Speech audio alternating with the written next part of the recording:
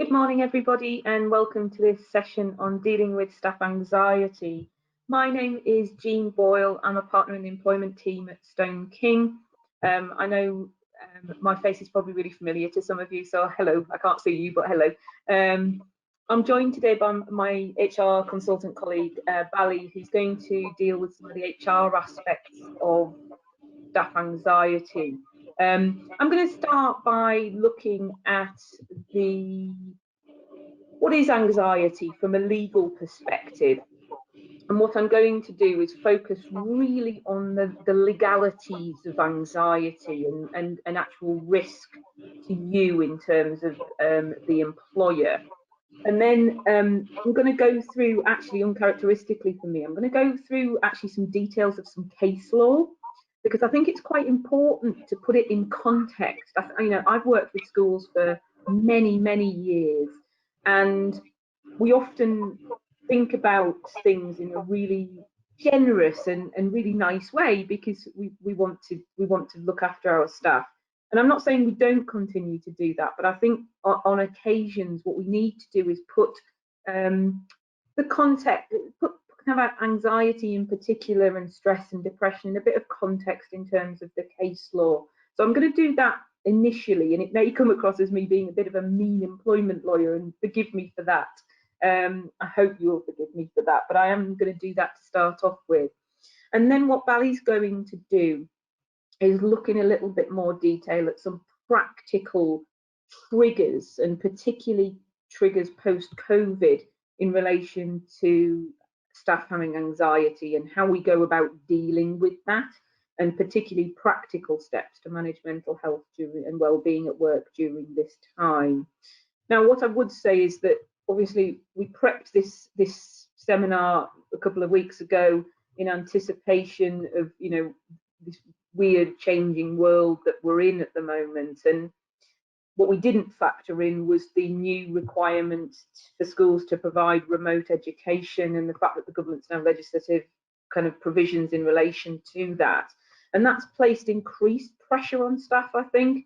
I'm working with a number of schools, and some of you might be those, can't see your names, in relation to how we actually manage staff's well-being in the context of providing both in-classroom support and remote education. And I think that's another challenge, just another challenge that we have to overcome in the context of dealing with this weird world.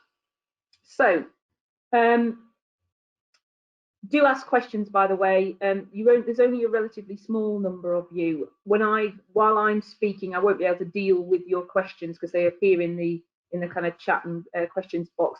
But once Bally's speaking, I might be able to deal with some of your questions. If we don't, we'll deal with them at the end, and/or we'll have a look at them after this webinar's over. So we'll crack on. So anxiety. So the NHS say that anxiety is a feeling of unease, such as worry or fear, and you can see the definition there. NHS website, and I'm going to read from the NHS website, and forgive me for that. It says everyone has feelings of anxiety at some point in their life. For example, you may feel worried and anxious about sitting an exam, having a medical test, or a job interview. During times like this, feeling anxious can be perfectly normal, but some people find it hard to control their worries, and the feelings of anxiety are more constant and can affect their daily lives. Now, you can see there that anxiety is a symptom. It is not a medically defined disorder as such, but it can be in the context of generalized anxiety disorder, which is called GAD. So to just place anxiety, and we often see it on a sick note, for example, is not the full picture. And it's certainly not the full picture as far as your legal risk is concerned, which I'll come on to in a second. We need to think about COVID-related anxiety as well. So, was there anxiety to start off with?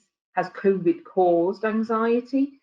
Or was it already there and COVID has just meant that actually that person is more anxious?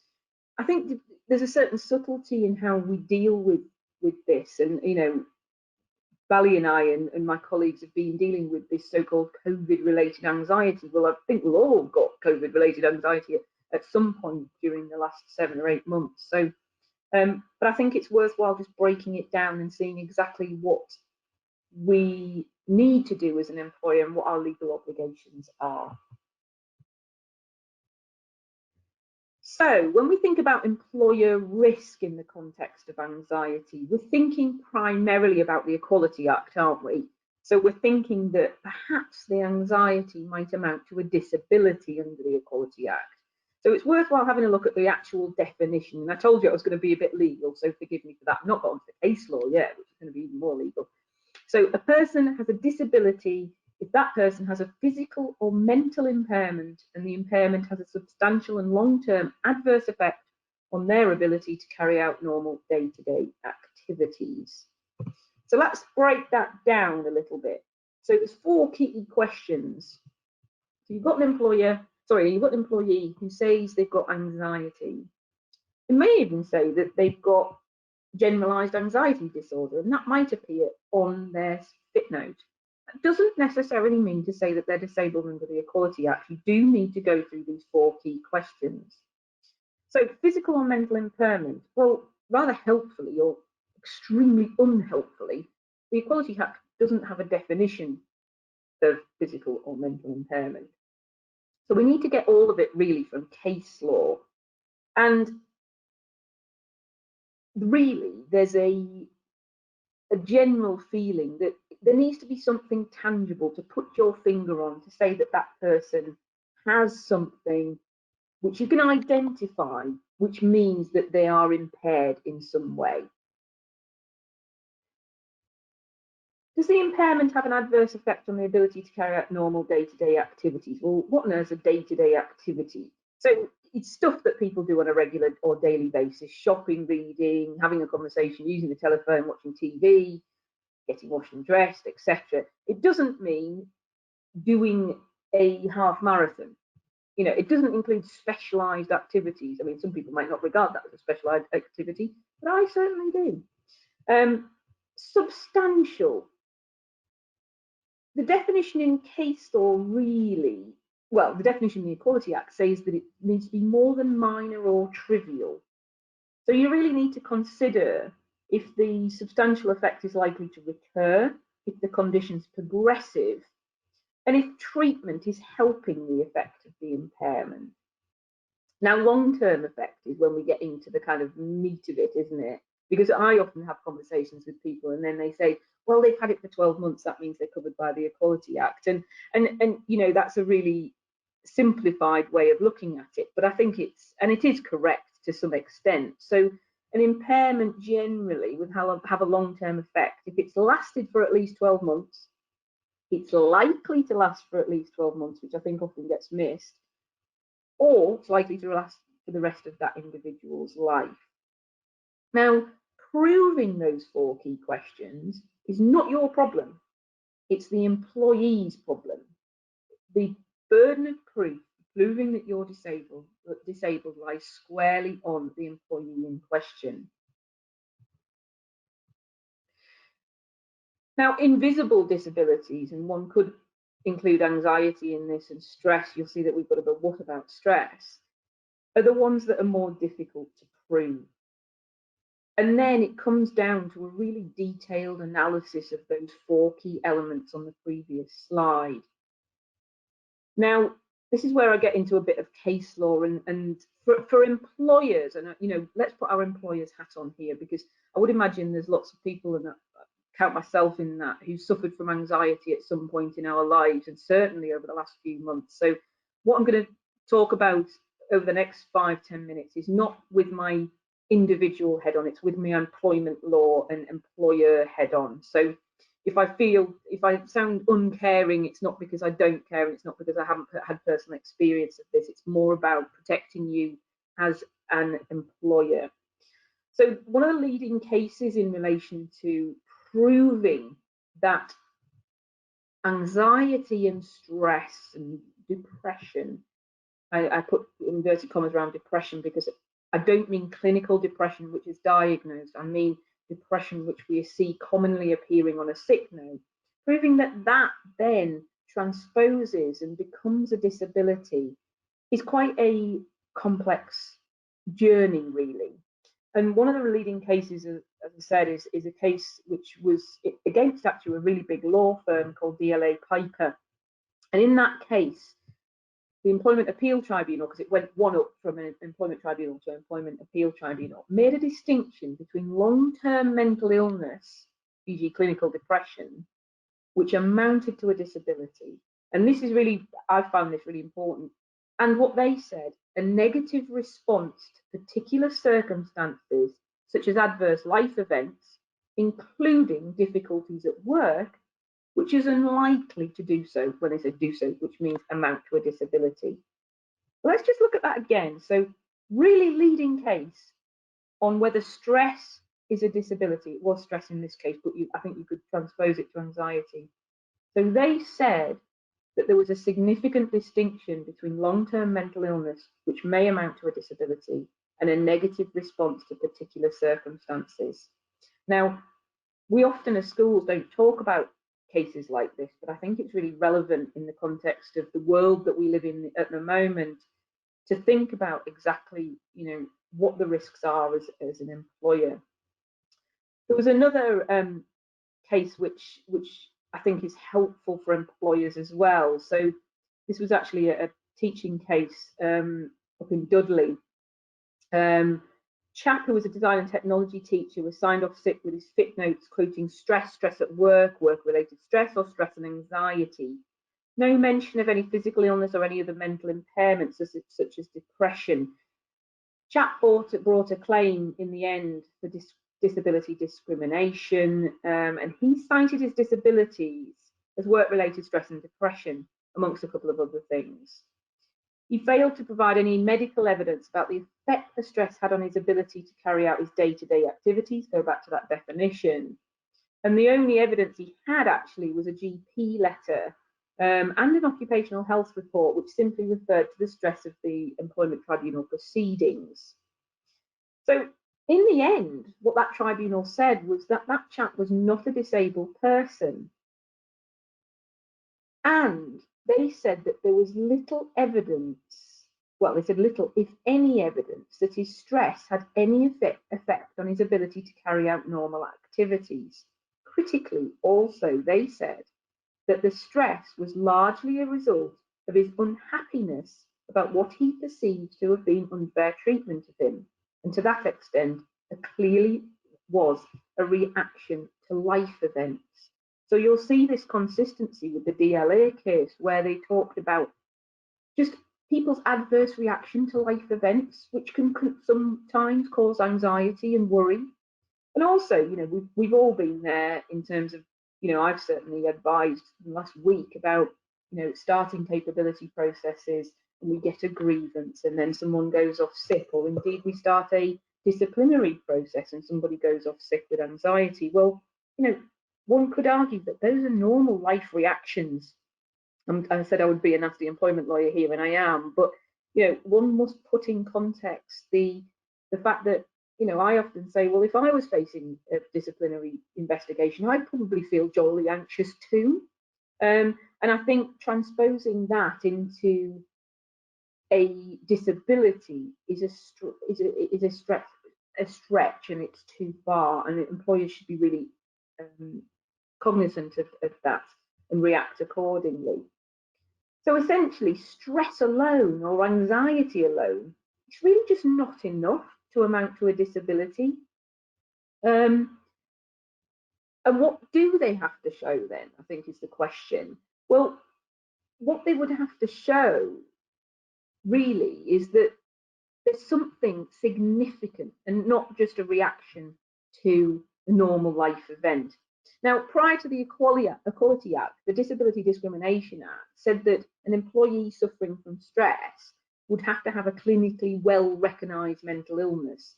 Well, that went in the Equality Act, because that, I think, is going a bit too far the other way. But there is no definition of mental impairment in the Equality Act. And as I say, they removed the reference to clinically well-recognised. And the statutory code of practice, which accompanies the Equality Act, talks about it's intended to cover a range of impairments. So there's no clarity really, but again, we just need to make sure that we're not overreacting to stress and we're not overreacting to anxiety in that context. Okay, I just want to read a little bit from the judgment on the DLA case, because again, it gives us some really good, I want to say ammunition, but I think that's not the right terminology. It gives us a really good context, I think, to some of the anxiety and issues that we're facing. So, particular judge in the DLA case talked about that the individual was not disabled because she had not established that her symptoms of extreme tiredness, anxiety, and low moods were reliable and consistent symptoms of clinical depression, which would be a mental impairment, and not simply a possible medicalisation of employment problems, which would not be a medical impairment, which I think is really, really interesting. And what they went on to talk about was that there is a blurred distinction between symptoms of low mood and anxiety, which are caused by clinical depression, and those which, again, derive from medicalisation of work problems or adverse life events. And what we need to do as employers is consider initially whether what is the adverse effect of the symptoms, and establish where they're coming from before we jump in initially to thinking about, oh, this person falls within the Equality Act. So sorry, we spent a long time on that slide, but it's really important. So what if the employee does not declare their mental health issues? Well, they don't need to, is the answer to that. You do need to consider. You can't blindly shut your eyes and shut your ears and say, no, I do not accept that this person is disabled because they've never told me and I don't think they are. You should have some element of knowledge of your employees, but your knowledge of a disability is not required in terms of indirect discrimination. You'll see, you can read the slide for yourself. But the employees does not have to declare any mental health issues to their employer. So, establishing, as we have, the test for disability on the grounds of anxiety and or stress or mental health issues, what do you need to do? Well, quite often people get into a bit of a flat spin about this and say, well, okay, they're disabled, goodness, that's it. I can't do anything with them. I just need to, leave them alone. That's not the case at all. We need to break down what exactly your risk is and what your obligations are. So the Equality Act prohibits the following: direct disability discrimination. Now, in 2020, in my experience, nobody is directly discriminating against disabled employees. We are not treating them less favourably because they are disabled. Now, there are obviously exceptions to the rule, but in the industry in which we work, if you can call it an industry, or the sector in which we work, schools do not go around directly discriminating generally against employees. So it's an intuitive thing that we don't tend to think about it, but equally don't forget about it, but it's not something that you tend to do by accident. Indirect discrimination is quite complicated, but essentially it means that you have a policy or a practice which means disabled people are more adversely affected than non-disabled people. Then you've got discrimination arising from the disability. So something to do with the disability rather, places the individual as a disadvantage, and you treat them less favourably because of that thing, not because of the disability itself. Then you've got harassment and victimisation in the workplace, kind of the same as direct, really. No one is harassing or victimising people because of their disability, in my experience, in schools in 2020. The major issue really with schools that I experience is that you're under a duty to make reasonable adjustment for disabled employees. Now, what does reasonable adjustments mean? Well, there's no definition in the Equality Act, helpful as always. And what is reasonable is really down to the individual employer, and it's a very personal thing for them. So don't be afraid to think, well, actually, no, we can't do that. All you need to make sure is that you've documented the reasons why you can't do that. And then you've shown that it's not reasonable for you to make that particular adjustment.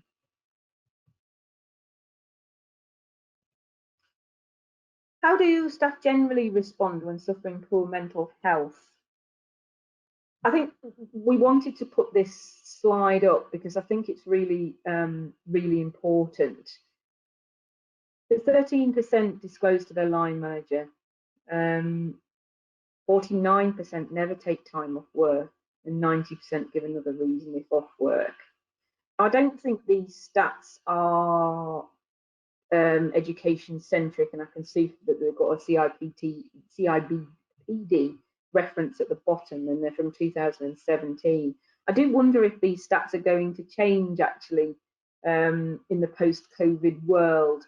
I attended probably about, I want to say about 20 years ago now, I'm showing my age. I attended a seminar which has stuck with me for many years, where it was a rather pompous employment lawyer in Manchester, and he was giving a seminar on anxiety and stress, and he was really pompous.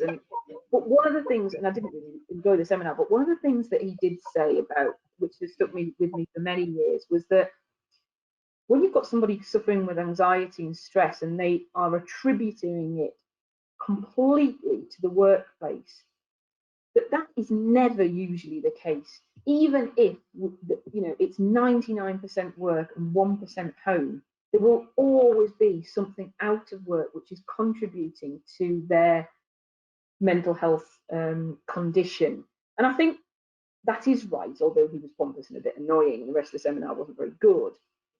I kind of think that is correct, and I think we shouldn't forget that it's a combination of things, and I think that links nicely to Bally taking over the next part of this seminar, that when we are dealing with staff who are anxious, it will be a whole range of issues that they're encountering, and not just something which entirely relates to their experience at work. I'll hand over to Bally to deal with some examples of anxiety issues. Thanks, Bally. Thank you, Jean. So the COVID-19 pandemic has obviously caused a lot of uncertainty for everybody. And that's led to a lot of employees experiencing various different levels of anxiety. So for the purposes of my slides, I'm going to be looking predominantly at COVID-related anxiety, but you must be mindful of the genuine anxiety disorder that Jean has mentioned, because the impact on those people may be a lot more than it would on those that are just having situational anxiety. So just bear that in mind. So the sorts of things that I'm going to cover in the next few slides are regional and bubble closures, testing, childcare responsibilities, and looking at the vulnerable groups of staff and self-isolation. So if we start with the regional element, there's more and more local lockdowns in place at the moment as we're trying to get through this COVID-19 situation, and each region has its own rules. So this in itself may cause a certain level of anxiety amongst staff, because they're then being asked to observe even stricter restrictions than they may have been asked to adhere to prior to that. So they are still expected to continue to attend work, but whilst they're at home, they may be restricted in terms of not being able to go to another household, which means they're not able to meet up with family and friends.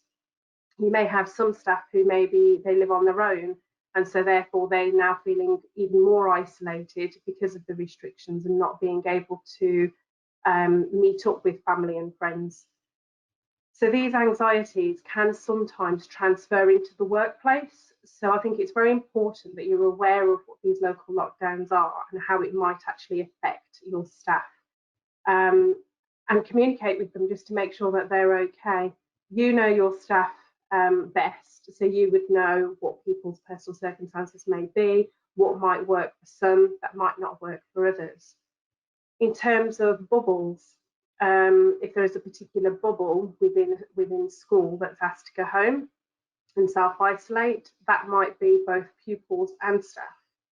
Naturally, the staff are going to be very concerned about this and worried about various things such as, have I got COVID, have I not got COVID, worried about other members of their household and the impact it may have on them.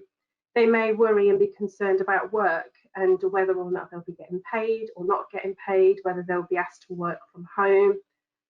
So this obviously causes a lot of worry and a lot of concern and can increase levels of anxiety amongst staff. So in order to be able to manage this anxiety, I think the most important thing to do is to ensure that we're reassuring staff. So where employees are feeling uncertain, that's what's making them feel anxious. So if you're able to give them a bit of certainty by communicating with them to let them know what the arrangements are in line with the guidance, obviously, and letting them know the expectations. Are they expected to work from home or not? Will they be paid? Will they not be paid? And by ensuring that you're giving them that information will help ease that little bit of level of anxiety for them. You may find that staff are hearing that other schools in the local area are closing, or certain bubbles are being asked to go home. This also will add to their anxiety. And I think it's very important then to make sure that you have that communication open to explain what your situation is within your school and how you're proposing to manage that for them. Okay, so if we then go and look about COVID testing, this is twofold. So it may be that the employees themselves are required to go for a test, or it may be a member of the employee's household may be required to go for a test. So if the employee themselves are experiencing symptoms and has been asked to go and have a COVID test, that's going to mean that they're unable to attend work. So they're naturally going to be very concerned about, number one, their health and whether they have COVID and what impact that's going to have on them. But also work will be a worry as well. Are they going to be working? Will they be asked to self-isolate? Will they be sick? And will they be paid? So they may also be worried about other colleagues at work as well. There may be concerns about somebody in the household that might be going for a COVID test and what the impact might be on that particular person. Now, the way to manage the testing situation, again, is communication. Make sure that you've communicated with staff so they know what will happen in the event that either themselves need to go for a test and self-isolate, or if there's a member of their household that may need to do that. By keeping them informed, they know what the situation is, and they know that will make them feel a little bit better about it. You may have a situation where you have an employee that has childcare responsibilities. So if a member of staff has asked to go home because they need to look after their child or their children, as maybe their child has been sent home due to a positive case of COVID-19 in the school. We've had quite a number of queries of this nature of late, and I'm sure there'll be more to come. Now, I think with this particular situation, I think the most important thing to start with is to be compassionate, recognise that that particular employee has got an urgent situation that they need to address, allow them to go and pick up the child, take the child home and make sure that their child is okay, first and foremost. Following on from that is to then have a conversation, make sure that you call them and make sure that they're okay and their child is okay, and then have a discussion with them about what their arrangements are and the plan is moving forward. That way, everybody's kept informed, and that will help alleviate some of the anxiety and the worry. We then go on to look at vulnerable groups. Now, there's a number of different vulnerable groups throughout this COVID pandemic. The clinically vulnerable, the extremely clinically vulnerable, who used to be called the shielding staff, and those that are pregnant who fall under the clinically vulnerable category. Naturally, these groups of employees are going to be concerned about their health and the risk of contracting COVID-19. And in the case of pregnant staff, they'd obviously be concerned about the risk to their unborn baby. I think the important thing here is to ensure that we're putting staff at ease, let them know what measures have been put in place to ensure that the workplace has been made COVID secure, and let them know about the social distancing measures that have been put into place. I think it's important that you have a risk assessment done, not just an overall risk assessment of the school, but you may need to do risk assessments for these individual staff that are classed in the vulnerable groups to ensure that if there's any particular measures that need to be addressed for those particular members of staff, that they can be looked at and considered. There may be situations where you may need to take medical advice. So for instance, if you have a member of staff who is pregnant, they may be in their 3rd trimester, for instance, they may want to seek some advice from a midwife, and that might help facilitate what their returning to work is going to look like. The important thing here really is to reassure staff that various measures are in place to ensure their safety whilst they're in school. The only other thing I would add in there is just to be mindful of disability and discrimination within these groups of staff, because they are likely to have a protected characteristic under the Equality Act. So if you're unsure, it is always best to seek advice just to ensure that you have that part of things covered. Next, we're going to cover self-isolation. Now, there could be various different scenarios to where somebody is expected to self-isolate. So it could be following a test. More recently, people are now being asked to self-isolate prior to a hospital admission. So they may be asked to stay at home for 14 days prior to an operation. Or the NHS may then ask not only the individual, but also the whole household to isolate in advance of a medical procedure. So it's worth being mindful that those things are around as well, and they may cause the employee to worry about what that will mean for them and for their work. The important thing there again is to maintain communication between employee and management, so that the employee is keeping the managers aware of what the current circumstances are. And you may actually want to ask for sight of evidence of, say, the hospital admission or the letter that asks them to self-isolate for 14 days. Again, with that, just be mindful of your data protection responsibilities in terms of not keeping copies of medical information that you may not be entitled to keep. So just seeing sight of evidence may be sufficient. And again, just having conversations about what will happen during that period of time. I think the most important thing to address really is practical steps to managing mental health and wellbeing at work. What we can do to best ensure that we are managing mental health and wellbeing in the workplace. Now, wellbeing of staff is important now more than ever. Okay, it's so important to engage with your staff and check in on them to make sure that their well-being is okay and everyone's okay in work. Now, how do we go about doing this? And I think you need to recognise and raise awareness of mental health and well-being at work. So that starts with recognising when an employee is struggling. So you know your employees, you know how they would normally behave in the workplace. If you see a change of behaviour, I think it's very important to recognise when an employee is struggling with their mental health and well-being. However, in order to be able to recognise it, it's important that you raise awareness. So both staff and management are also aware of what are the signs they need to spot, and know that if they are concerned about an employee, what they can do to try and help and support that employee. Now, this can be done through various different means, such as looking at your policies, reviewing policies to ensure that they are supportive for your staff, How about training, making sure you're training both managers and employees on mental health and well-being.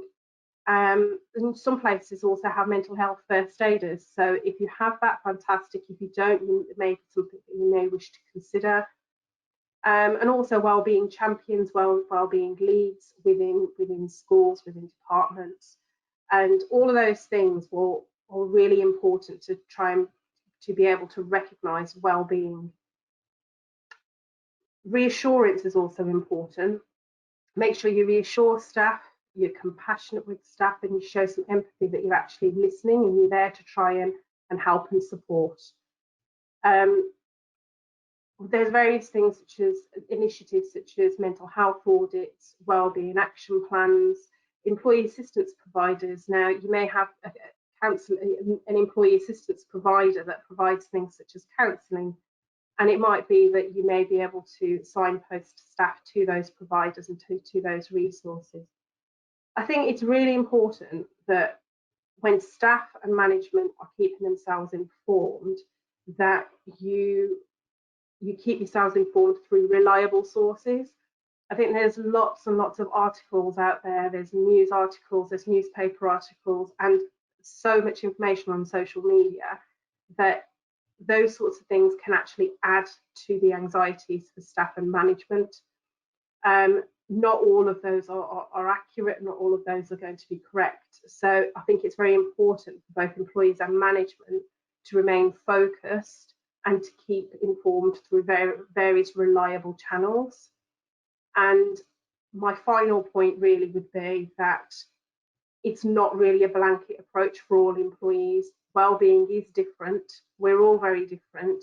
What well-being means to me may be very different to what well-being means for another person. So it's very important to look at your employees as individuals and see what we can do to help and support the individual staff within our schools. Over to Jean. Thank you. Thanks, Sally. That's really helpful. I'm going to just talk finally about managing decision making. And I think that's really relevant in the context of dealing with anxiety. Some of the vast majority of the queries that I've become involved in the last couple of weeks in particular are that really difficult decision making around, look, we want to look after our staff, we want to make sure that our staff feel supported, we want to make sure that they are not feeling anxious, and that we want to pay them when we can, even though they're perhaps not in school, but actually we're really suffering with with pressures in terms of budgets, and how do we balance that? Because there's an element of being really nice, we are being really nice, and then there's actually are we setting a precedent, and are we putting ourselves in a difficult position? So I suppose dealing with the kind of second point on that slide first, if I can, Valley talks about dealing with individuals, and I think that's absolutely right, and dealing with staff on an individual basis. However, we also need to be really mindful of not setting precedents in relation to pay in particular. I know I was talking to a lady yesterday about having, she's got a very, very anxious pregnant teacher who's over 28 weeks, and was saying, well, should we just let her work from home? And that's a really difficult one. And this lady's really anxious about being in school. Several bubbles have come out, not hers, thankfully. But what happens if we do agree to that? Because okay, we can send her home and she can do a bit of work from home. We can get her working on the remote learning platform and bits and bobs. But okay, what about in the same school? We've got actually somebody who did fall into the extremely clinically vulnerable category, and actually is really anxious, but so far it's not really making much of a fuss, just getting on with things. And what happens if they think, well, okay, but that pregnant lady's been allowed to work from home, and why shouldn't I? And then what about the teacher whose wife is extremely clinically vulnerable, and actually feels really anxious about coming into work because he's coming into work every day and then going home, and his wife's feeling really anxious about that. So, we need to think about the consequences of making singular decisions, albeit that we're making those decisions in a really from a good place, as it were. But what about those long-term implications and long-term setting of precedents? So I suppose what I wanted also to do is kind of talk about, when's the right time to restart? And I say restart, I mean, we kind of stopped in March, didn't we, with most things. We stopped kind of performance management, and unless the disciplinary was really serious, we kind of, almost took a breath and thought, okay, right, we're just going to get through this, and then we'll pick up when we need to. I mean, obviously schools have been running throughout, but we've been running on the basis of firefighting. We haven't been running as normal in any way, shape, or form. So I think it's the right decision now to kind of think, well, actually, if we don't restart now, which I'm not suggesting that you do, then let's have a fixed plan as to when to start thinking about actually getting on with those things that we kind of parked in March. Just briefly on performance reviews, there will be anxiety around pay. We obviously now have the school teachers pay and conditions document. Some of you will likely follow that. So we know that there's a return to more structure in terms of pay scales, albeit that we were probably using them anyway. But there will be some anxiety about those performance reviews, and if you haven't had them already, I assume that you will be having them. I had a glorious discussion with the head teacher the other day about how she was going to carry out those performance reviews. And we came to the conclusion, this school has a really large field, and she came to the conclusion that she didn't want to hold the performance reviews in her office because she felt that it's a really small office and she couldn't socially distance, and that she was going to walk around the field doing performance reviews with her teachers. And I thought that was such a great idea, not applicable for a lot of schools, but I thought it was such an innovative way of dealing with things. And that in itself, I think, could actually reduce anxiety for the teacher concerned, because it's something different. You're out in the open air, but I thought it was really innovative and something that I wanted to share. And the last point I've made on this slide is about leaving the profession versus recruitment. Unfortunately, we are seeing a significant number of people, as a consequence of this COVID situation, saying, do you know what, I've had enough, I'm going. Maybe people who are at the end of their careers or approaching the end of their careers and have just been prompted to leave. So, we already had a recruitment problem in terms of teachers. We've now got people leaving the profession in higher numbers. And so, it's starting to think a little bit more innovatively about recruitment in particular and how we can resolve those issues. In turn, also with the pressure on remote learning, we're going to need a full staffing. So we do have specialists here who can advise in relation to recruitment itself, but it's just starting to think about, if you aren't already, about those kind of slight restart issues and how they interact with the information we've given you about anxiety. That is the end of our scheduled presentation. We are a little bit early. I had made some time for questions, but I can't see, unless I'm leaned in, I can't see that we've had any questions. So I'll give everybody a couple of minutes to see if they want to raise any questions, and then we can answer those.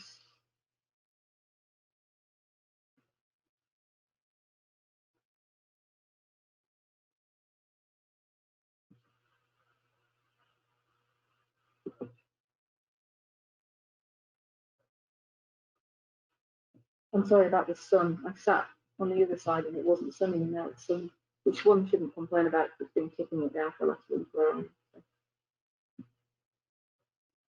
Right, I'm not sure if we've got any questions, so I would like to take this opportunity to thank you very, very much for your attendance at this webinar and for your continued efforts.